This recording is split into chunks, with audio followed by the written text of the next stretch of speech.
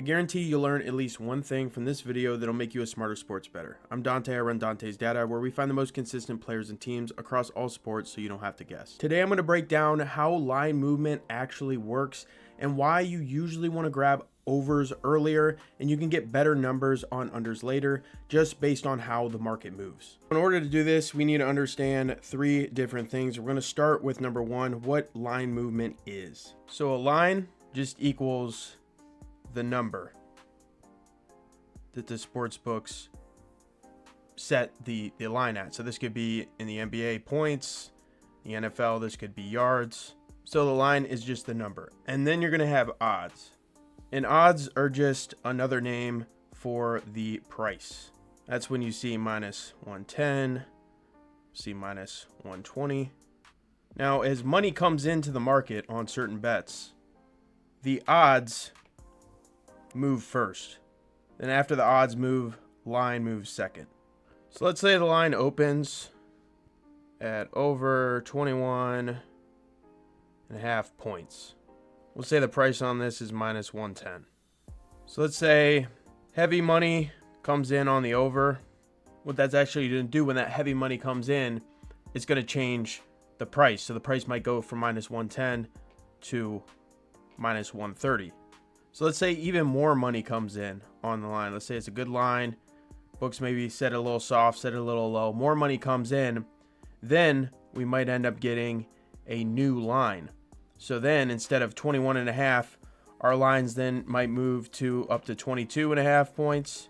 Or you might even move up to 23.5 points. So first the odds or the price are going to change. And then once that number keeps getting worse and worse and worse, worse money on your odds, minus 130 and minus 140. Eventually, then they change the line completely, and then the odds reset with it.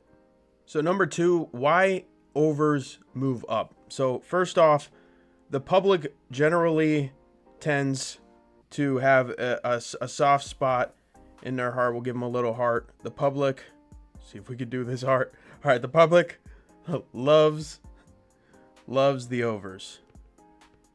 Loves overs. And we'll add in, and they like stars as well. Stars, superstars. Superstar players get bet up quite often. Good news pushes the line up.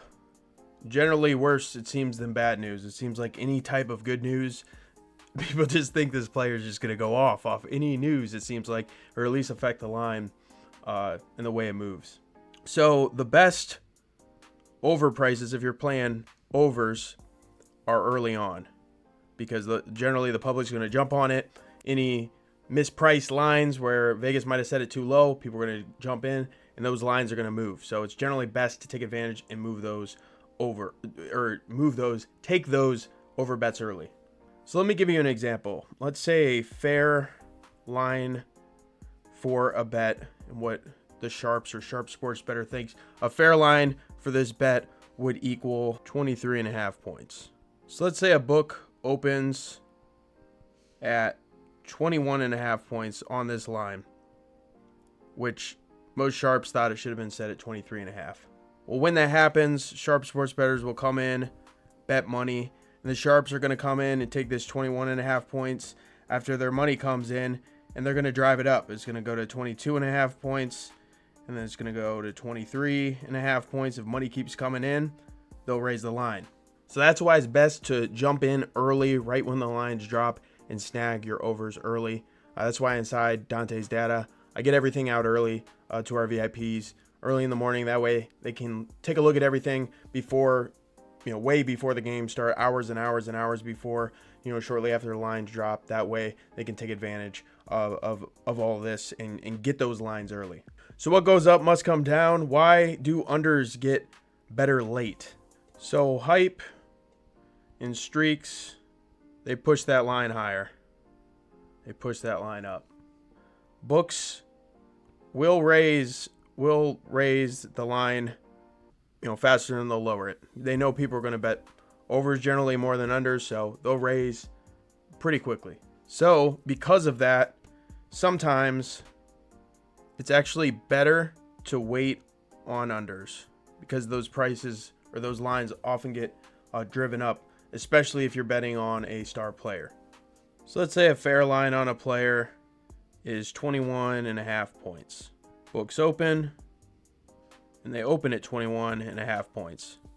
Hype and streaks start coming out on players. Money comes in, and then this line might end up closing actually at 25.5 points if a bunch of money comes in on it.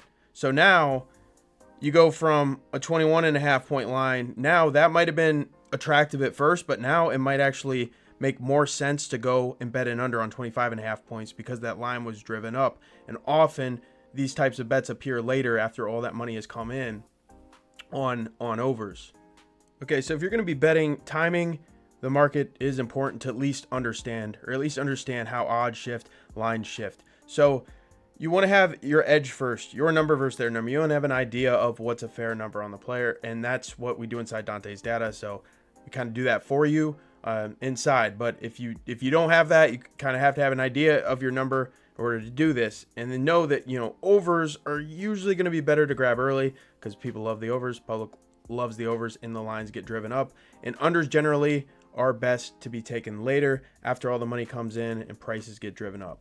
Now, full transparency, I release all my data and my bets early in the morning inside Dante's data, no matter what, depending on overs or unders. I do that on purpose because I want people to have time to get the numbers before they move or make their own decisions, whether they want to play overs, unders, straights, parlays. If you want all the heavy lifting done for you, real streaks, home road splits, weak defense, matchup history, lineup impact, that's exactly what we do inside Dante's data, and all the links are in the description.